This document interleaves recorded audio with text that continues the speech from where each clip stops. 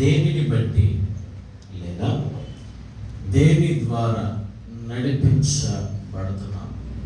దేనిని బట్టి లేదా దేని ద్వారా నడిపించబడుతున్నాం? లేకపోతే దేని ద్వారా నడిపించబడుతున్నాం?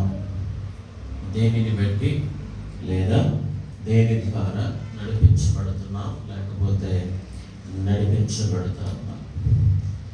వాక్యాన్ని ధ్యానం చేస్తూ ఉన్నప్పుడు ప్రజలు 3 విధాలుగా నడిపించబడతారని నాకు అర్థమైంది. ప్రజలు 3 విధాలుగా నడిపించబడతారని నాకు అర్థమైంది. మొట్టమొదటిది, ప్రజలు శరీరాన్ని బట్టి నడిపించబడతారు. రెండవది, ప్రజలు సాతాను చేత లేకపోతే దురాత్మ చేత, దుష్ట శక్తి చేత నడిపించబడతారు.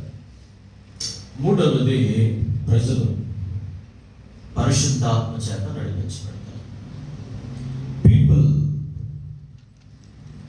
led by the flesh, people led by the evil spirit or demons or devil,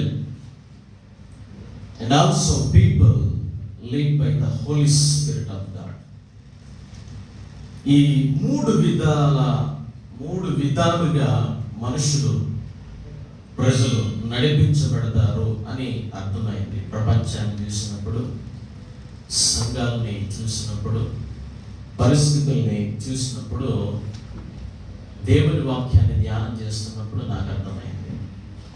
so మొట్టమొదటిది మనం ధ్యానం చేయబడేటువంటిది ఏమిటంటే, దేనిని బట్టి దేని ద్వారా నడిపించబడుతున్నావు లేకపోతే నడిపించబడుతున్నావు అన్నప్పుడు దాని కింద leading by the flesh, leading by the flesh, శరీరాన్ని బట్టి నడిపించబడ్డా. రెండవది, leading by the evil spirit or devil or Satan or demons,